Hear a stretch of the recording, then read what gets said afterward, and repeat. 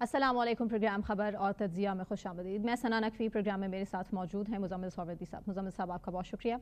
नाज़रीन, सबसे पहले बात फील्ड मार्शल के दौरा मिस्र के हवाले से। फील्ड मार्शल आसिम मुनीर साहब, मिस्री वज़ीर दिफा और आर्मी चीफ से उनकी अलग अलग मुलाकातें भी हुई हैं। बड़ा इंपॉर्टेंट ये दौरा कंसिडर किया जा रहा है। TLP पर भी बात करेंगे। इसके अलावा अलीमा खान की रोपोशी की पुलिस रिपोर्ट बोगस करार दी गई इस हवाले से, और उनका शनाख्ती कार्ड और पासपोर्ट ब्लॉक कर दिया गया, इस हवाले से बात करेंगे। मुज़म्मिल साहब, सबसे पहले फील्ड मार्शल का दौरा मिस्र कितना इंपॉर्टेंट है, अहमियत का हामिल? देखिए, इस वक्त मिस्र की एक खास इम्पोर्टेंस है गजा की अमन डील के हवाले से।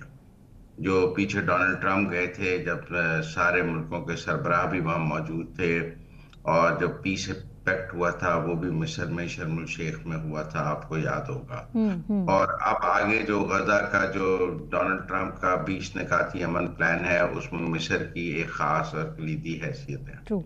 ऐसे में पाकिस्तान और मिस्र के दरमियान क्लोज कोऑर्डिनेशन जो है, हम्म। वो ये साबित करती है कि पाकिस्तान जो गजा अमन डील में एक इम्पॉर्टेंट रोल प्ले कर रहा है, field marshal important role play कर रहे हैं। हम्म। और आगे जो गजा में अमन के लिए जो इकदाम उठाएंगे उसमें पाकिस्तान शामिल है। सही। मेरे ख्याल में ये जो दौरा है ये प्योर गजा के तनाजुर में है, जो मुझे नजर आता है। हम्म। क्योंकि जो हमास के साथ आखिरी मुज़ाकरात हैं वो इजिप्ट में ही हुए हैं, हम्म। और जो डोनाल्ड ट्रंप गए हैं वो भी इजिप्ट में गए हैं गजा की डील के लिए। इसलिए मुझे इजिप्ट बहुत सेंटर फोकस में नजर आता है।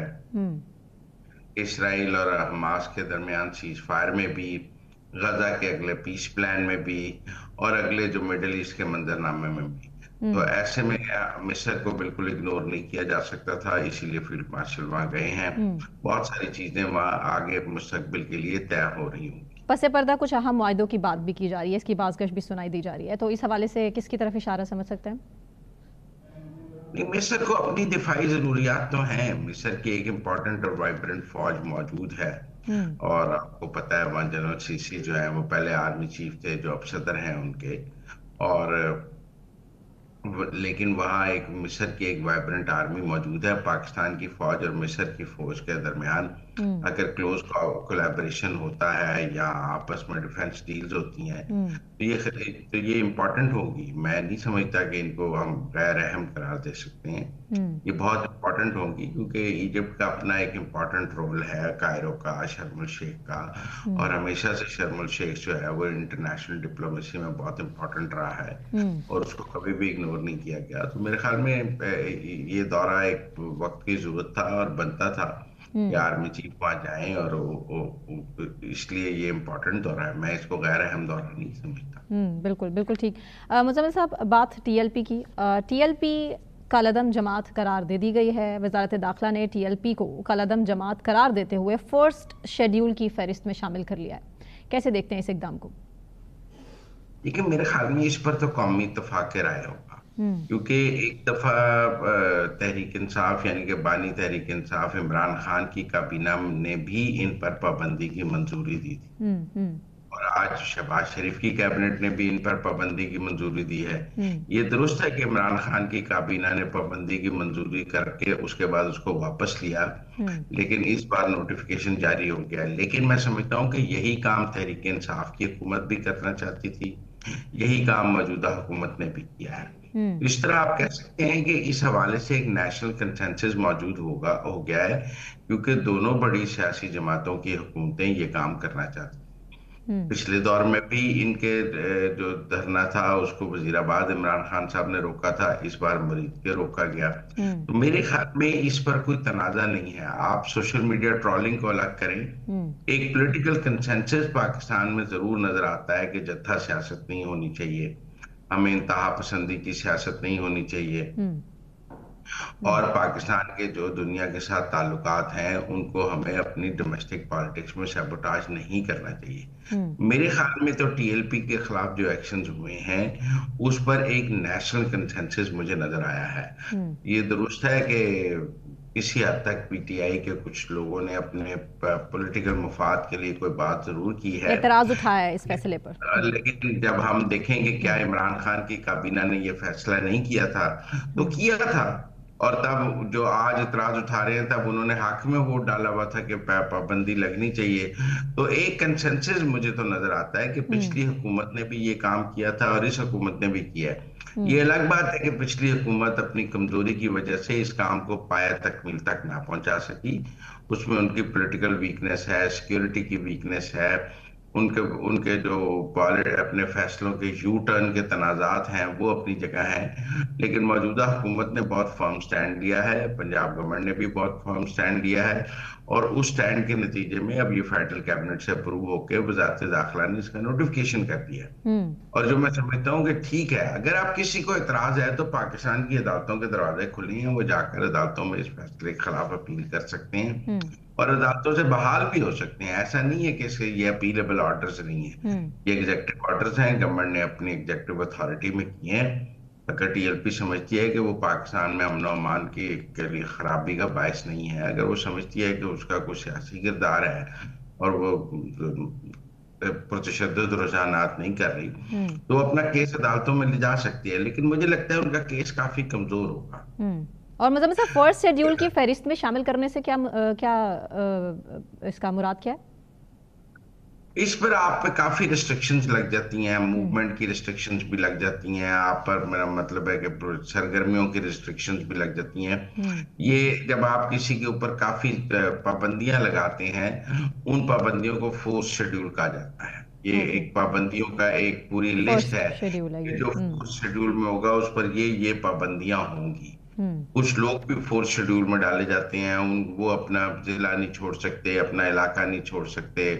उन्होंने कहीं जाने से पहले जिले इंतजामिया को, पुलिस को इतला देनी होती है। वो अपने अपने कॉन्डक्ट के हर वक्त पुलिस से राब्ते, लॉ एनफोर्सिंग से राब्ते में रहते हैं। हम्म। तो ये एक मैकेनिज्म है पाकिस्तान में कानून के तहत कि हम्म। जब किसी के हवाले से अमन और अमान के हवाले से खदशात हों तो उसको रियासत जो है फोर्स शेड्यूल में डालती है, हम्म। ताकि उसकी मूवमेंट और उसकी हर चीज पर मुकम्मल नजर रख सके। हम्म। तो ठीक है, आप फोर्स शेड्यूल में होते हैं, कुछ अर्सा आप ठीक रहते हैं, आप अमन और अमान ठीक रखते हैं, आप अच्छे शहरी बनकर रहते हैं, तो आप फोर्स शेड्यूल से निकल भी जाते हैं। हम्म। और कई लोग फोर्स शेड्यूल में रहते भी हैं। तो अगर फोर्स शेड्यूल में आना भी कोई ऐसी बड़ी बात नहीं और फोर्स शेड्यूल से निकल जाना भी कोई ऐसी बड़ी बात नहीं है, लिहाजा मैंने बहुत सारे लोगों को वो फोर्स शेड्यूल से निकलते भी देखा है। और मैं आपको एक और बात बताऊं, इससे पहले सिपाही साहबा पर भी पाबंदी लगी है, इससे पहले और भी तंजीमों दीगर पर तंजीम से बिल्कुल। हम्म। पाबंदी लगी है। तो टीएलपी को पहली नहीं है जिस पर हम हम्म। कहें कि पाबंदी लग गई है। हम्म। तो ये पाकिस्तान में कोई नई तारीख का नया बाब हो गया है, बन गया है। हम्म। इस तरह की देखे ना, एक दौर में सिपाही साहबा सेक्टेरियन किलिंग के हवाले से बहुत मशहूर थी। हम्म। फिर इसी तरह तहरीके जाफरिया की जमातें जो है, एक जमात जो है वो भी सेक्टेरियन किलिंग के हवाले से उस पर भी पाबंदी लगी थी। हम्म। तो ये रियासत जो है वक्तन फवक्तन ऐसी मजहबी तंजीमात पर पाबंदी लगाती रही है जो हम्म। माशरे में अमन और अमान और दीगर चीजों के मसाइल पैदा करती हैं। हम्म। तो एक तो हमारे दोस्तों को टीएलपी पर पाबंदी पर ऐसा नहीं सोचना चाहिए कि ये पाकिस्तान में पहली दफा हुआ है।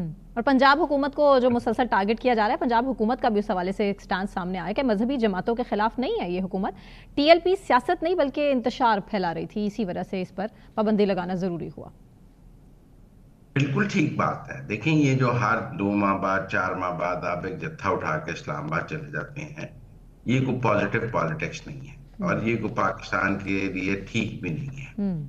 अब जबकि आप देखिए ना, गजा का मसला हल हो गया है, अमन मुआहिदा हो गया है, हमास ने सीज फायर कर दिया है, ऐसे में आप इस्लामाबाद अमेरिकी सफारत खाने जाने का तो कोई तुक नहीं बनता था। हम्म। मेरे ख्याल में सियासी जमातों को जो अपनी सियासी जद्दोजहद है वो अमन और कानून के दायरे में करनी चाहिए।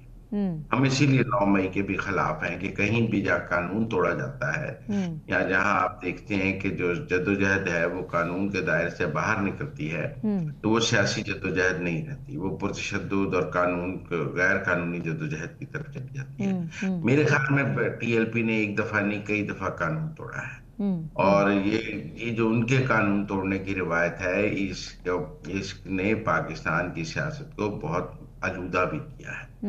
वो पॉलिटिशियंस के लिए लाइफ थ्रेट भी बन जाते थे, जर्नलिस्टों के लिए लाइफ थ्रेट भी बन जाते थे, और इस तरह लोगों पर इल्जामात लगाते थे। तो पाकिस्तान की माइनॉरिटीज भी उनके हवाले से अनसेफ थी और पाकिस्तान के अंदर माइनॉरिटीज के लिए भी उन्होंने जमीन तंग की हुई थी। आपको याद है ये जो क्रिश्चियंस के साथ और जी। अहमदियों के साथ वाकयात हुए हैं। तो मेरे ख्याल बदतरीन। में ओवरऑल मुझे ऐसा लगता है कि टीएलपी के खिलाफ जो पाबंदी है उस पर एक कौमी इत्तेफाक की राय है। और अब पाकिस्तान के आम आदमी ने भी इसको कबूल किया है। लेकिन मुझे मुज़म्मिल साहब, इसकी टीएलपी की आवाम क़यादत के हवाले से बड़े सवालात खड़े हो रहे हैं कि टीएलपी की क़यादत कहाँ मौजूद है। आज़म बुखारी ने भी एक सहाफ़ी के सवाल के जवाब में कहा कि उन्हें ट्रेस करने की कोशिश की जा रही है। ऐसी कोई बात नहीं। मुराद सईद भी गायब है, मियां असलम इकबाल गायब है, महमाद अजहर गायब है।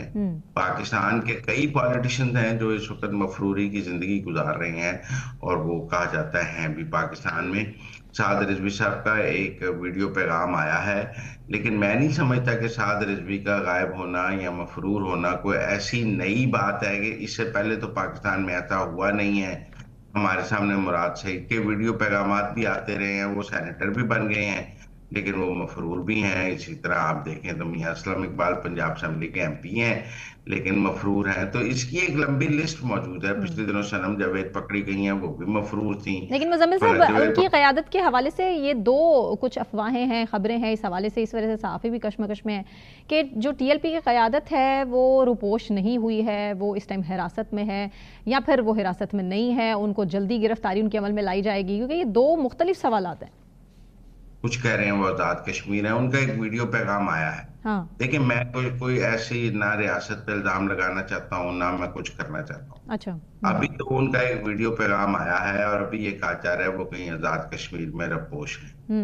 ये दुरुस्त है कि other side of the picture ये है कि वो रियासत के पास हैं, लेकिन मुझे नहीं लगता वो रियासत के पास होंगे। होते तो पेश कर दिए जाते, लेकिन अगर हों भी तो अभी जब तक कोई चीजें सामने ना आ जाए मुझे और आपको कयास राय नहीं करनी चाहिए। मैं और आप यहाँ बैठ के रियासत को कसूरवार नहीं ठहरा सकते जब तक कि कोई शवाहिद सामने ना आ जाए। हम सोशल मीडिया ट्रोलिंग के बुनियाद पर यहाँ बैठकर गैर जिम्मेदाराना बयानात नहीं दे सकते, क्योंकि हो सकता है आने वाले वक्त में अदालत उनके हक में फैसला भी सुना दे, क्योंकि वो अदालत का दरवाजा खटखटा सकते हैं। आप इस हवाले से बात कर रहे हैं तो ओवरऑल कम नजर आते हैं। अच्छा। मुझे नहीं लगता कि पाकिस्तान की कोई अदालत जो है वो टीएलपी की अंदाजे सियासत की तौसीक करेगी। ओके। मुझे नहीं लगता कि पाकिस्तान की कोई अदालत जो है वो टीएलपी की पुरतशद्दुद सियासत की तौसीक करेगी। मेरे ख्याल में अगर ऐसा हुआ तो तमाम सियासी जमातें पुरतशद्दुद हो जाएंगी। मुझे नहीं लगता उन्हें अदालत से रिलीफ मिलेगा। उनके पास अदालत का दरवाजा जरूर मौजूद है, लेकिन मुझे नहीं लगता उन्हें अदालत से रिलीफ मिलेगा। मेरी अपनी राय है कि पाकिस्तान की अदलिया इस तरह की सियासत की तौसीक नहीं करेगी और वो इस तरह की सियासत की हौसला अफजाई भी नहीं करेगी। बिल्कुल ठीक। मुज़म्मिल साहब, आईजी पंजाब उस्मान अनवर की प्रेस कॉन्फ्रेंस जिसमें उन्होंने क्लियर किया है कि जिसके पास गैर कानूनी असलहा होगा उसको बिल्कुल स्पेयर नहीं किया जाएगा और जराइम की रोकथाम के लिए मैक्सिमम जो इकदाम उठाने पड़े वो उठाएंगे, विच इज गुड। देखिए, ये प्रेस कॉन्फ्रेंस उन्होंने की है सीसीडी के सरबराह सुहेल जफर चट्टा के साथ। Yes, that is important. एक तो ये बहुत ज़बान ज़द-ए-आम था कि उस्मान अनवर और सुहेल जफर चट्टा के दरमियान बहुत इख्तलाफ जी और स्पीकिंग टर्म्स नहीं है। सही। और ये भी बहुत था कि आईजी उस्मान अनवर जो है वो सीसीडी के जो काम करने का अंदाज है उस पर तहफ़्फ़ुज़ात रखते हैं। हाँ जी। मेरे ख्याल में एक तो आज दोनों ने मुश्तरका प्रेस कॉन्फ्रेंस करके वो जो सारे इब्हाम थे उनको दूर करने की कोशिश। फिर आपको पता है तीफी भट्ट के मर्डर के हवाले से भी बहुत जो है मुकाबले के हवाले और कहा जा रहा था कि पुलिस उसमें नहीं थी, सीसीडी थी। तो आज दोनों ने इकट्ठे प्रेस कॉन्फ्रेंस करके एक तो ये तासुर दिया है कि पुलिस और सीसीडी इकट्ठे हैं और सीसीडी जो है वो पुलिस का है। कि कुछ लोग कहते थे कि सुहेल जफर चट्टा अब आईजी हो गए हैं, मोर पावरफुल देन आईजी हो गए हैं। तो मेरे ख्याल में उस सारे परसेप्शन को खत्म करने के लिए एक तो आज ये जॉइंट प्रेस कॉन्फ्रेंस कराई गई है। अब दूसरा जो है नाजायज असले वाली जो बात है वो बड़ी इंपॉर्टेंट है। मेरे ख्याल में अगर आप पंजाब को नाजायज असले से पाक कर रहे हैं तो काफी हद तक अमन और अमान कायम होते हैं। बहुत हद तक, बेशक बहुत हद तक। ये पहले पंजाब में डाले कल्चर के खिलाफ क्रैकडाउन हुआ है, जो लोग ये डाले लेकर फिरते हैं, प्रोटोकॉल और ये और वो, लेकिन वो मुझे अब भी नजर आता है। ऐसी बात नहीं है कि वो खत्म हो गया है। आपने कुछ लोगों से लिया है लेकिन कुछ कुछ लोग अभी भी डाले साथ लेकर चलते हुए नजर आते हैं, प्रोटोकॉल नजर आता है। अब कानूनी और गैर कानूनी असले की बात है। उन्होंने कहा है कि जी हम जो असले के लाइसेंस जारी हुए हैं उनकी भी स्क्रूटनी करेंगे, उनको भी कैंसिल किया जा सकता है। ये एक पुरानी पुलिस की थ्योरी है कि पंजाब को असले से पाक किया जाए जी। रियासत के अलावा किसी के पास कोई असला नहीं होना चाहिए। बिल्कुल। ये जो लोगों ने अपनी सिक्योरिटी के नाम पर सैकड़ों असला लाइसेंस लिए हुए हैं, कोई कहता है मेरे पास 10 कलाशनकोव के लाइसेंस हैं, कोई कहता है मेरे पास 20 कलाशनकोव के लाइसेंस हैं। और पाकिस्तान में आपको पता है असला लाइसेंस भी मराद के तौर पर बांटे गए हैं, ओबलाइज करने के लिए असला लाइसेंस बांटे गए हैं। लेकिन मैं यहाँ एक और बात कहता हूँ कि जब तक मरकज और पंजाब की पॉलिसी असला लाइसेंस के हवाले से एक नहीं होगी तब तक नताइज नहीं आ सकते। बेशक। आप पंजाब में असला लाइसेंस जारी करने पर पाबंदी लगा दें और इस्लामाबाद से असला लाइसेंस जारी होते रहे तो फिर तो कोई पाबंदी ना हुई, और इस्लामाबाद के पास तो अख्तियार पूरे पाकिस्तान के लिए असला लाइसेंस जारी करने का है। बिल्कुल दुरुस्त। लोग इस्लामाबाद से जाके जारी कर लेंगे। लिहाजा मुझे लगता है कि पंजाब और मरकज को मिलकर इस हवाले से पॉलिसी बनानी हो। जो पुलिस को ड्रोन्स मिले हैं that is also very good, और मेरे ख्याल में अब जितनी भी जदीद पुलिसिंग की जाए वो ज्यादा जरूरी है। ये नाके लगाकर जो तलाशियां ली जाती हैं, मैं जाती तौर पे इस कल्चर के हक में नहीं हूं कि आप सड़कों पर लोगों को हैरास करें, ये करें। जो भी नई जदीद टेक्नोलॉजी है उसका इस्तेमाल पुलिस को करना चाहिए। बिल्कुल ठीक। लेकिन असला से पाक करना पंजाब को, ये एक बहुत बड़ा कदम होगा, और मेरे ख्याल में मुझे और आपको मिलकर इसके हक में बात करनी चाहिए, क्योंकि बहरहाल असला जो है वो जुर्म की वजह बनता है। बेशक। और पंजाब में हर दूसरे शख्स के पास असलहे का मौजूद होना और इस तरह की कार्रवाइयां होना ये बहुत गलत चीज़ है। बिल्कुल। मुज़म्मिल साहब ब्रेक लेते हैं, ब्रेक से वापस आने के बाद कंटिन्यू करेंगे, हमारे साथ रहिए।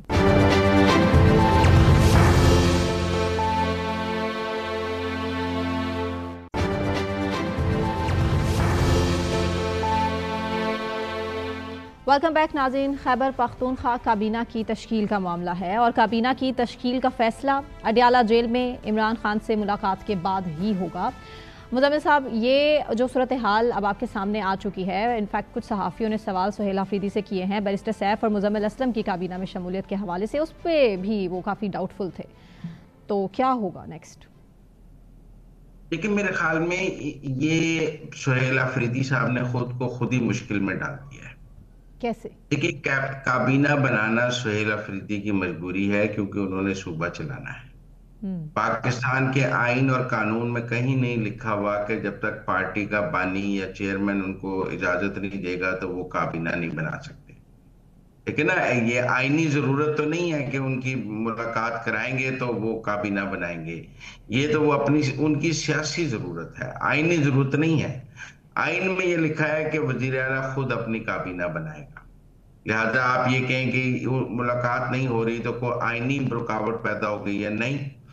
वो अपनी कैबिनेट नहीं बना रहे तो वो अपनी जो आईनी जिम्मेदारियां खुद अदा नहीं कर रहे।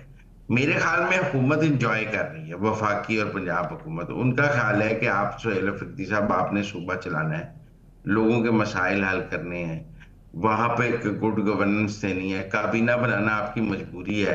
पाकिस्तान के आइन में कहीं नहीं लिखा कि जब तक आपकी मुलाकात ना कराई जाए आप काबीना नहीं बना सकते। आप सुबह बना ले काबीना, आपकी मर्जी है।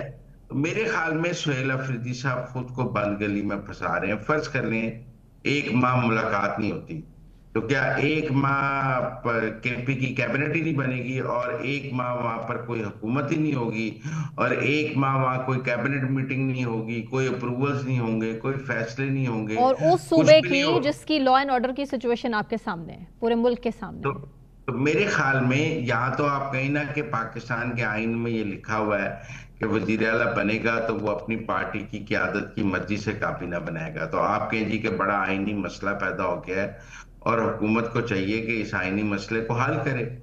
बल्कि इसमें तो साकिब निसार का फैसला मौजूद है नवाज शरीफ वाले मामले में कि जो कन्विक्टेड पार्टी सरबराह है आप उससे सियासी मामला पर मुशावरत नहीं कर सकते। अब जो फैसला कल इमरान खान ने खुद लिया था नवाज शरीफ के खिलाफ, और कि जी नवाज शरीफ से कोई सियासी बात नहीं हो सकती, कोई हुकूमती मामलात में मुशावरत नहीं हो सकती, वो फैसला आज इमरान खान पे लागू नहीं होगा। मतलब जो कल नवाज शरीफ पर लागू था वो आज इमरान खान पर क्यों लागू नहीं होगा? कल जो पाबंदियां मुस्लिम लीग नून पर थी नवाज शरीफ से मुशावरत पर, वो आज पीटीआई पर क्यों नहीं होंगी? जो ये तो कहा जाता है ना कि जो गड़ा आप किसी के लिए खोदते हैं, एक दिन आप खुद उसमें गिर जाते हैं। जो गड़ा तहरीक इंसाफ ने मुस्लिम लीग नून के लिए खोदा था और जो गड़ा तहरीक इंसाफ ने नवाज शरीफ के लिए खोदा था, उसमें आज खुद तहरीक इंसाफ भी गिरी हुई नजर आ रही है और इमरान खान भी गिरा हुआ नजर आ रहा है। तो मुजम्मिल साहब, हुकूमत इस फैसले पर कायम रहेगी कि सुहेल अफरीदी की इमरान खान से मुलाकात नहीं होने देनी, और तहरीक इंसाफ के पास या सुहेल अफरीदी के पास सिवाय एहतजाज के फिर कोई और ऑप्शन ना रह जाए? तो कर ले एहतजाज, क्या फर्क पड़ता है? अच्छा, मतलब क्या एहतजाज कोई ब्लैकमेलिंग का टूल है जिसके खौफ से हुकूमत अपने इकदाम बदलती जाएगी?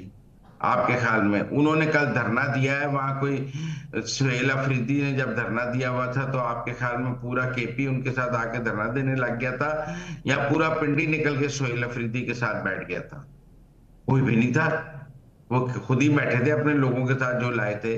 तो ये कोई एहतजाज, कोई, मेरा मतलब है कि एक ब्लैकमेलिंग टूल के तौर पे तो नहीं इस्तेमाल हो सकता कि आप उसके जरिए हुकूमतों को ब्लैकमेल करेंगे। ऑपोजिशन मेरे करती ख्याल है, में हर दौर में ऑपोजिशन करती रही है एहतजाज को एज अ ब्लैकमेलिंग टूल। नहीं, मेरा नहीं ख्याल है। मैं समझता हूँ आप चीजों को गलत इंटरप्रिटेट कर रहे हैं। अवामी रायमा को हमवार करने के लिए आइन और कानून की हदूद में एक एहतजाज और चीज है, और ये जो इस्लामाबाद पर चढ़ाई है, ये जो आजकल हम देख रहे हैं जेडियाला तोड़ देंगे, वो एक और चीज है। वो सियासी जमातों ने कभी नहीं किया है।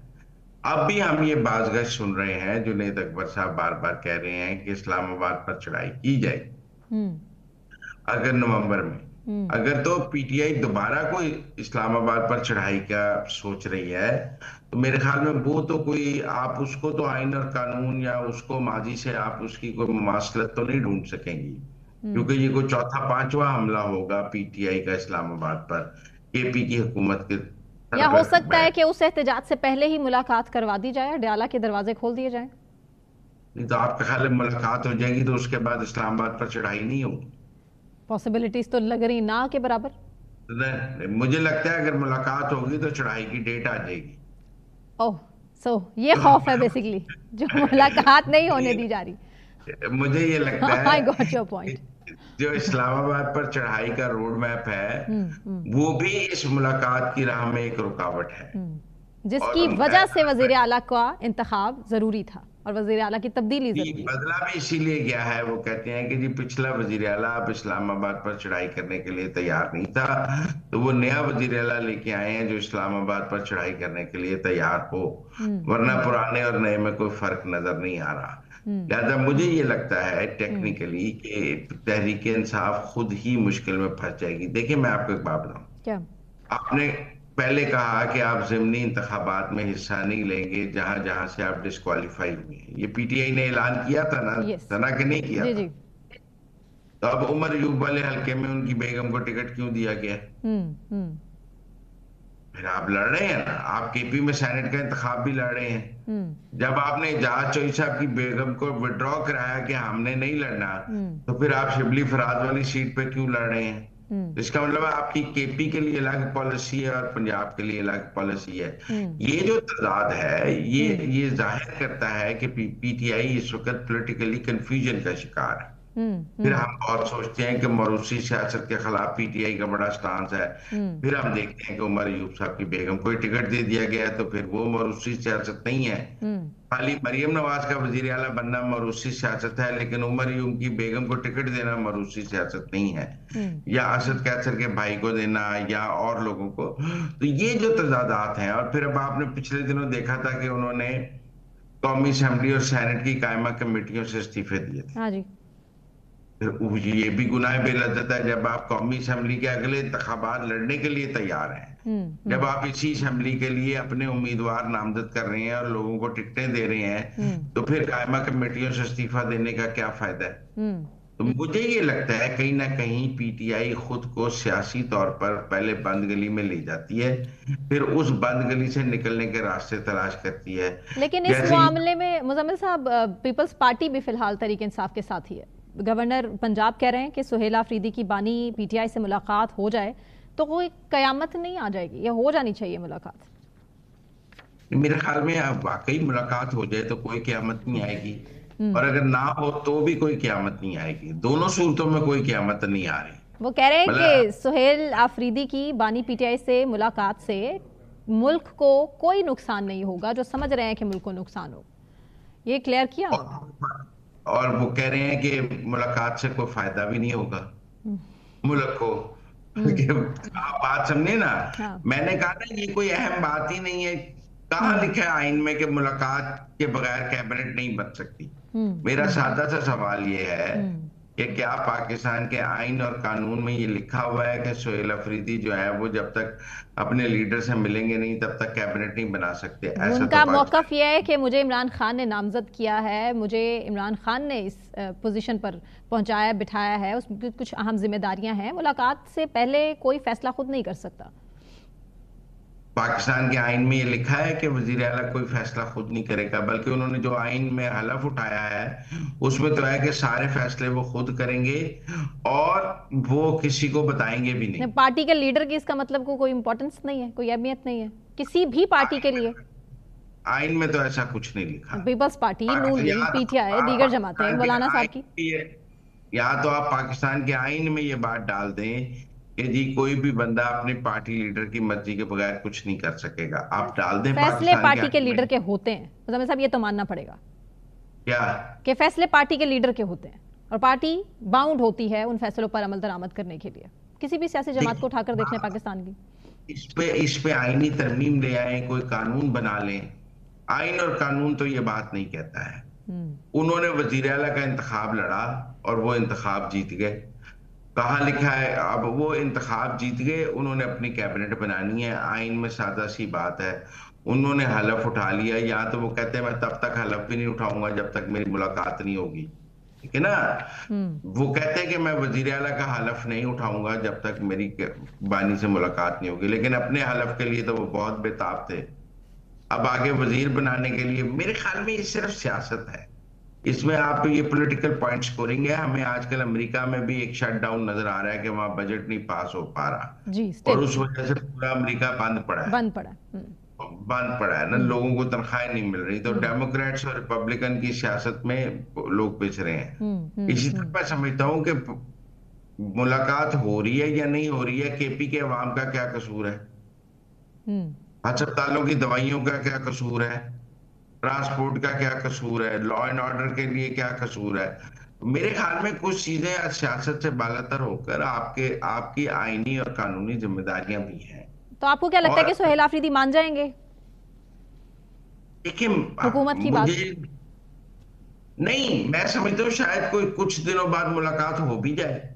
मैंने ये कब कहा कि मुलाकात बिल्कुल नहीं होगी?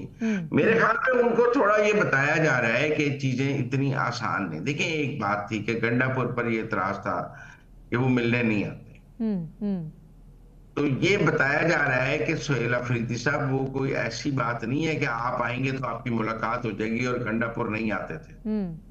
आएंगे भी तो आपकी मुलाकात नहीं होगी, तो और गंडापुर को पता होता था कि मैं जाऊंगा भी तो मेरी मुलाकात नहीं होगी। आप बात समझ रहे हैं? हाँ जी। मुलाकात का एक तरीकाकार है, ऐसा नहीं है कि सुहेल अफरीदी आएगा और छा जाएगा। वो तो एतराजात पार्टी में उन पर पहले भी बहुत उठ रहे थे कि गंडापुर साहब बेसिकली खुद ही नहीं चाहते कि इमरान खान साहब से मुलाकात करें, क्योंकि एक सूबे का वजीर आला अगर चाहे और अंदर ना जा सके तो कहीं हो ही नहीं सकता। तो फिर अब ये सुहेल अफरीदी आए और अंदर नहीं जा सके तो हो तो गया। तो फिर समझ में आ गई कि फैसले रियासत के होते हैं और किस तरह होते हैं।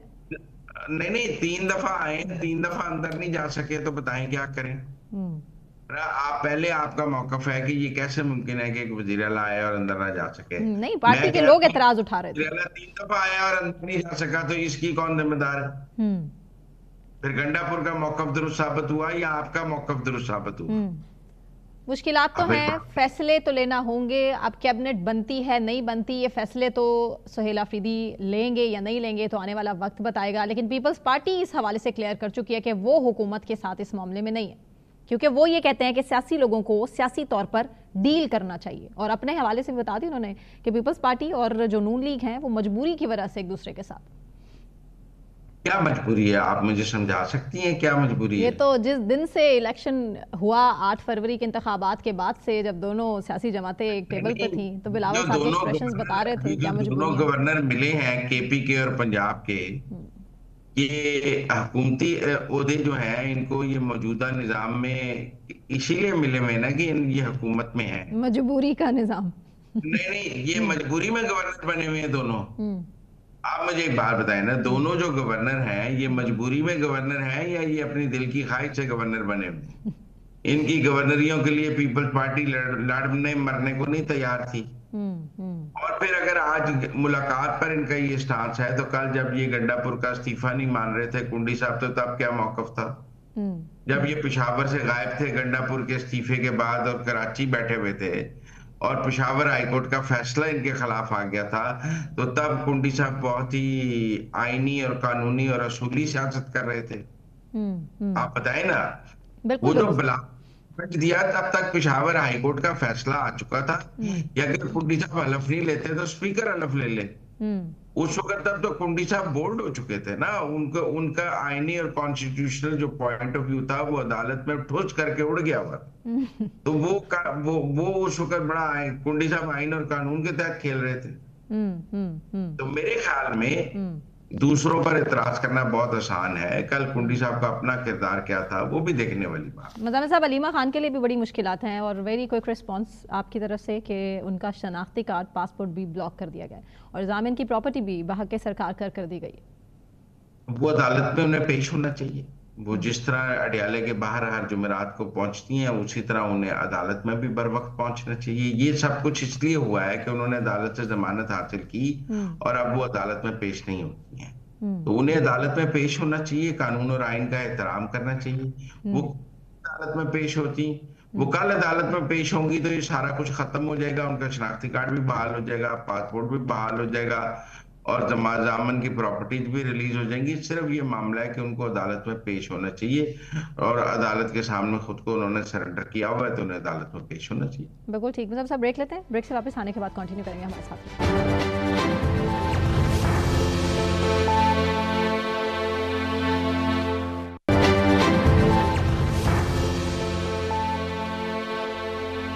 वेलकम बैक नाज़रीन। सुप्रीम कोर्ट के आईनी बेंच में 26वीं आईनी तरमीम के खिलाफ दायर दरखास्तों की समाअत के दौरान जस्टिस जमात बंदोखेल ने रिमार्क्स दिए और कहा कि अदालती बेंचेस ख्वाहिशात के मुताबिक नहीं बल्कि आइन और कानून के मुताबिक बनेंगे। मुजम्मिल साहब हमारे साथ मौजूद हैं। मुजम्मिल साहब के साथ हमें जावेद सोमरो हैं, ब्यूरो चीफ इस्लामाबाद हम न्यूज़, उन्होंने भी ज्वाइन किया है। जावेद, बहुत शुक्रिया आपके वक्त के लिए। जावेद, इस टाइम अब केस की जो समाअत है उसके हवाले से हम आपसे पूछेंगे, और समाअत को 10 नवंबर तक फिलहाल मुलतवी कर दिया गया है। वकील इस टाइम मजीद दलाइल पेश करने की कोशिश कर रहे हैं। हालात किस तरफ जाते नजर आ रहे हैं इस केस के हवाले से? देखिए, अभी इस वक्त तो जो मरकजी केस है उस पर तो समाअत शुरू ही नहीं हुई। अभी तो सिर्फ इस चीज पर बहस शुरू हुई है कि जी जो दरख्वास्त गुजार हैं उनकी जानिब से ये इस्तदा की गई है कि इस मामले के ऊपर खास तौर पर 26वीं आईनी तरमीम पर आईनी कोर्ट और इसके अलावा बाकी जो सुप्रीम कोर्ट के रेगुलर जजेस हैं, जो रेगुलर बेंचेस के अंदर बैठकर जो समाअत कर रहे हैं, उन पर मुश्तमिल फुल कोर्ट बनाया जाए। यानी कि 24 जजेस इस वक्त सुप्रीम कोर्ट में हैं, तो 24 के 24 जजेस को उसमें समाअत में शामिल शामिल करके किया फुल जाए। कोर्ट बनाया जाए। लेकिन अब देखिए, टेक्निकल चीज यहाँ पे ये आती है, बेशक दरख्वास्त गुजार की अपनी इस्तदा है, वो जरूर उसको अपना अदालत के सामने पेश करे, उसका राइट है। लेकिन जाहिर है जब एक टेक्निकल चीज नहीं हो सकती, उसके ऊपर वकला को भी समझ आती है कि जो कॉन्स्टिट्यूशनल बेंच है वो चीफ जस्टिस ने नहीं बनाया, ये बेंच किसी हुकूमत ने नहीं बनाया, ये बेंच जो है वो पार्लियामेंट से जो है तरमीम होकर उसके बाद बना है, और उसके मुताबिक ये बैठकर कभी 5 रुकनी होता है, कभी 8 रुकनी होता है। तो कम से कम 8 रुकनी जो बेंच है कॉन्स्टिट्यूशनल बेंच का, उसने बैठ के इस केस को सुनना है।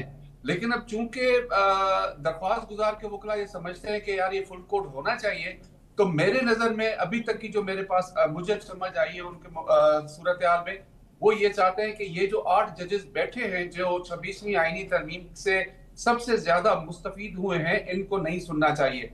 अब सवाल सिर्फ इतना बनता है कि जी अगर ये नहीं तो फिर जो बाकी जजेस हैं जो 26वीं आईनी तरमीम के तहत जो बेंच से पहले थे, क्या वो किस तरह से आएंगे? क्या इस सूरत हाल को आगे लेके जाकर इसको सिर्फ और सिर्फ टाइम गेन किया जा रहा है? तो मेरी नजर में वकला की जानिब से ये कोशिश की जा रही है कि जो इस वक्त कॉन्स्टिट्यूशनल बेंच है उसको परेशान किया जाए, उनको डिस्टर्ब करके उनसे कोई ऐसा ऑर्डर करवाया जाए जिसमें फुल कोर्ट बने और फुल कोर्ट जो है वो इस केस की समाअत करे। और एक चीज और भी मैं आपको बताऊं मुजम्मिल साहब कि अगर फुल कोर्ट बन भी जाता है, फॉर एग्जांपल हम अगर इसको कहें कि जी बन गया, 24 के 24 जजेस उसमें बैठते हैं, तो भी ये सोच के जो वकला कर रहे हैं कि जी फुल कोर्ट बने तो शायद उनको कोई रिलीफ मिल जाए, तो रिलीफ तो मेरे ख्याल से बहुत दूर की बात है, क्योंकि जस्टिस मंसूर अली शाह वाला पूरा ग्रुप जो है वो इस वक्त माइनॉरिटी में है, और माइनॉरिटी का जो जाहिर है बेशक वो उस तरमीम के खिलाफ ही आगे चलकर फैसला देते हैं। अगर फुल कोर्ट बनती है तो भी उसका नहीं है।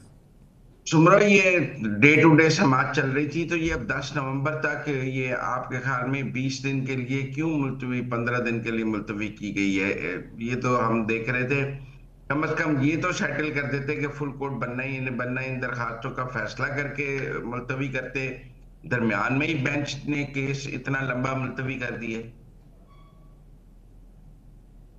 देखिए मुजफ्फर साहब, जजेस जो है ना, वो जो कॉन्स्टिट्यूशनल बेंच में मौजूद जजेस हैं, चाहे वहां पे मौजूदा जजेस हों या कोई और जजेस होते, तो वो बहुत जो है सोच समझ के जो है मुकदमे की समाअत करते हैं। और चूंकि इस केस के अंदर जो है बहुत सी ऐसी, अगर ये फैसला हो जाता है कि फुल कोर्ट के अंदर इसको भेजा जाए, तो बहुत सी ऐसी नई जो है डिस्कशन पॉइंट्स जो है वो सामने आएंगे, जिसको फिर आगे जाके शायद मौजूद जज साहबान जो है उसको फेस ना कर सकें।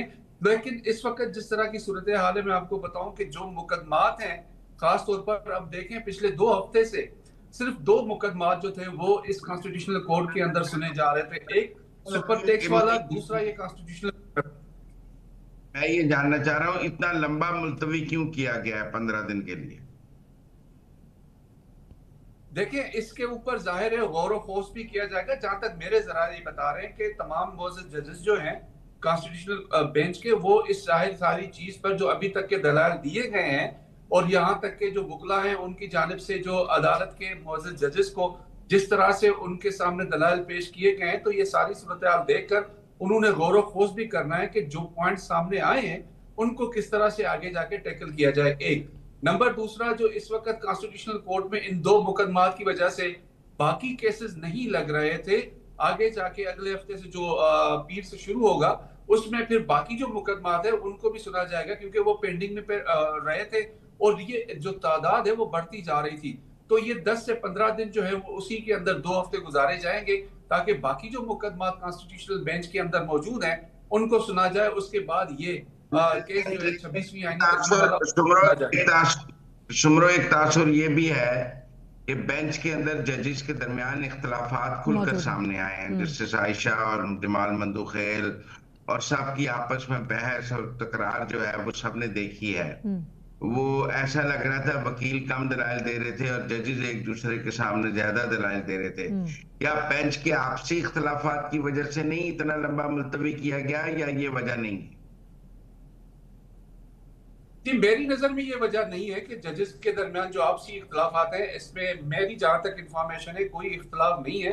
हाँ, अलबत्ता हम सबको ये पता है कि इस वक्त सुप्रीम कोर्ट के अंदर 2 ग्रुप्स हैं। उन 2 ग्रुप्स में से दोनों ग्रुप्स के जो 2 मुअज़्ज़ज़ जजेस हैं वो इस कॉन्स्टिट्यूशनल बेंच के अंदर मौजूद हैं। तो जाहिर है जब वकील से सवाल किया जाता है तो उस सवाल में बतौर सहाफी या बतौर हम तज्जिया निगार ये जरूर समझते हैं कि ये सवाल जो है वो किस एंगल से कौन से मुअज़्ज़ज़ जज जो है वो पूछ रहे हैं। तो उसके अंदर तो हम ये जरूर तासुर दे सकते हैं कि इख्तलाफात जजेस के अंदर हैं। लेकिन मेरी जहां तक इंफॉर्मेशन है सुप्रीम कोर्ट की, तो इख्तलाफात नहीं है। तमाम ये कोशिश कुछ जजेस की जानिब से जरूर की जा रही है, जैसे जस्टिस आयशा मलिक साहबा हैं और दीगर है, कि ये फुल कोर्ट की तरफ भेजा जाए, क्योंकि ये मामला आईनी है और आईनी हैसियत से इसको सुप्रीम कोर्ट सुने, ना कि फुल कोर्ट बल्कि सुप्रीम कोर्ट सुने। अब देखें एक नुक्ता जो आया है सामने वो ये कि कॉन्स्टिट्यूशनल बेंच है 8 जजेस का और सुप्रीम कोर्ट है 24 जजेस की। अगर ये 24 जजेस इसको सुनते हैं तो फिर जो कॉन्स्टिट्यूशनल मैटर सुनने के लिए ये बेंच बनाया गया था, और अगर ये मामला फुल कोर्ट की तरफ चला जाता है तो फिर फुल कोर्ट जो है इस कॉन्स्टिट्यूशनल बेंच की कोई वक़्त नहीं रहेगी। ये वर्थलेस हो जाएगी कि जी जो अहम मुकदमात हैं आप उधर भेज के इस बेंच को जो है वो वर्थलेस बना रहे हैं। तो सिचुएशन कुछ इस तरह से। बाकी जो जजेस के सवालात हैं वो बहुत ज्यादा इस वजह से भी होते हैं कि वो वकील को कुछ जजेस टफ टाइम देते हैं, कुछ जजेस ऐसे होते हैं जो उसको एक क्लू देते हैं कि जी आप इस तरफ जाके दलाइल दें। तो ये चीजें अदालत के अंदर रूटीन की हैं। तहम जो मेरी इतलात जो मैंने आपके सवाल में बताया कि जी यही है कि जो बाकी मुकदमात पेंडिंग में रहे थे वो 2 हफ्ते के अंदर अंदर जो है उनमें से अक्सर को जो है उनको सुना जाएगा और उनके ऊपर फैसले दिए जाएंगे। उस दौरान जाहिर है ये 8 रुकनी जो बेंच है उनमें जो लाइक माइंडेड जजेस हैं वो आपस में बैठकर इसका जाहिर है कोई हल सोचेंगे जरूर, निकालेंगे नहीं, सोचेंगे जरूर, क्योंकि जाहिर है आप बाद में जो दरख्वास्त गुजार के वकला होंगे उन्होंने भी इस तरह से प्रेशर बिल्ड करना है कि जी जो फुल कोड है उसको भेजा जाए। और अगर आपको ये चीज भी जहन में हो तो इसमें ये भी आप जैसे मुनीर मलिक हैं, अकरम शेख साहब हैं, उन्होंने जिस तरह से आर्ग्यू किया है उन्होंने तो इस बेंच को एक्सेप्ट ही नहीं किया। बाकी और ये भी कहा कि जी ये जजेस ना हो, 26वीं आईनी तरमीम से पहले के जितने जजेस हैं ये मामला वो सुने, वो जजेस सुने, और जो 26वीं आईनी तरमीम के बाद आए हैं वो इस चीज को ना सुने। तो ये कॉन्ट्रडिक्शन है और इसके ऊपर जाहिर है जजेस हैं, उन्होंने सोचना है, समझना है इसका। बिल्कुल शुमरा, लेकिन आपने इसी दौरान हमने देखा है कि मंसूर अली शाह और मुनीब अख्तर के नए खतूत भी सामने आए हैं जो उन्होंने सुप्रीम जुडिशल काउंसिल के हवाले से और नए कोड ऑफ कंडक्ट के हवाले से लिखे हैं। उन खतूत को आप कैसे देखते हैं जो उनके खतूत सामने आए हैं? ये देखिए, अब हम बतौर जर्नलिस्ट या तजिया निगार हम तो अब उन दोनों मोअज़्ज़ज़ जजेस को खत वाले जज ही समझते हैं, क्योंकि उन्होंने हर बात के ऊपर कोई ना कोई खत लिख देना है जो हम जो सहाफी दोस्त हैं वो किसी तरीके से हासिल करके उसकी खबर बनाते हैं। देखिए, ये खासतौर पर सुप्रीम जुडिशल काउंसिल वाला ये मामला था और इसके अंदर इस्लामाबाद हाई कोर्ट के 3 जजेस का मामला था, इसके अलावा दीगर इश्यूज थे।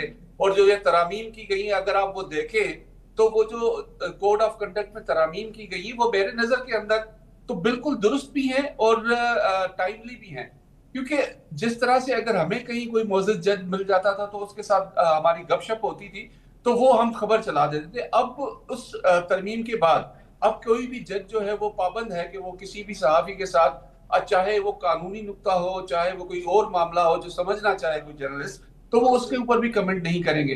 तो ये बहरहाल अच्छी चीज है और उसके ऊपर भी इन्होंने एतराज किया। और ये एतराज जो था खत के अंदर अगर आप देखें तो जस्टिस डोगर के ऊपर भी था। अब जस्टिस डोगर के हवाले से जो बात है इस्लामाबाद हाई कोर्ट के चीफ जस्टिस पर, वो जाहिर है सबको पता है कि 26वीं आईनी तरमीम के बाद सबसे ज्यादा बेनिफिशरी जो है वो जस्टिस डोगर और जस्टिस कादम सुमरो और जस्टिस आसिफ अली हैं।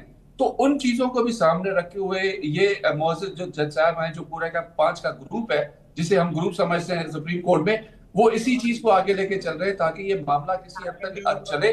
और उनकी भी कोशिश यही है कि खतूत लेके कि ये प्रेशर बिल्ड हो। शुमरा, लेकिन अब नए कोड ऑफ कंडक्ट के बाद जो हम जजेस को देख रहे थे कि वो बार काउंसिलों से जाके खिताब कर रहे थे, वो सेमिनार से खिताब कर रहे थे, अब वो खिताब का सिलसिला तो रुक जाएगा। अब कोई जज जो है वो मुख्तलिफ तकरीबात में जाकर खिताब और जो मैनी जुमले नहीं बोल सकेगा। बिल्कुल, अब वो इस कोड ऑफ कंडक्ट के बाद कहीं भी किसी जगह के भी जाके, चाहे वो बार काउंसिल की गैदरिंग हो या फिर किसी पब्लिक गैदरिंग में, वहां ये नहीं बोलेंगे। एक और चीज जो आप भूल रहे हैं वो ये कि कभी कभी जो है किसी जज को किसी फॉरेन दूसरे मुल्क से वहां पर जो है खिताब करने के लिए दावत दी जाती है। तो अब चीफ जस्टिस ने इस तरमीम के बाद, बल्कि सुप्रीम जुडिशल काउंसिल ने इस तरमीम के बाद उसका रास्ता भी जो है वो रोक दिया है कि अगर किसी भी जज को कोई इन्विटेशन आता है तो कम से कम वो चीफ जस्टिस ऑफ पाकिस्तान को इन्फॉर्म करेगा। और ये वजह सिर्फ इसलिए बनी है कि मैं नाम नहीं लेता उन 2 जज साहबान का, कि उनको उमूमन कभी अमेरिका, कभी कनाडा, कभी जो है इंग्लैंड के दावतनामे आते थे और वहां चले जाते थे। तो अब उनके जाने की वजह से सबसे पहले तो जो रोस्टर बनता था उसके अंदर परेशानी बनती थी, उसमें लगने वाले मुकदमा जो लोग साहिल थे वो देखते कि हमारा केस फला दिन लगा है तो वो पहुंचते थे, लेकिन अचानक जब उनको पता था कि जी ये कास्ट लिस्ट डीलिस्ट हो गई है तो फिर परेशानी बनती थी। तो ये चीजें सोच समझ के इसमें डाली गई हैं और इसको जाहिर है अब आप माने या ना माने काउंसिल की अक्सरियत का फैसला आपको मानना पड़ेगा। सुमरा, जो सुप्रीम जुडिशल काउंसिल में कहा जा रहा है कि 2 जजेस के खिलाफ कार्रवाई शुरू हुई है, आपको वो मंतकी इंजाम तक पहुंचती नजर आती है या दरमियान में रुक जाएगी?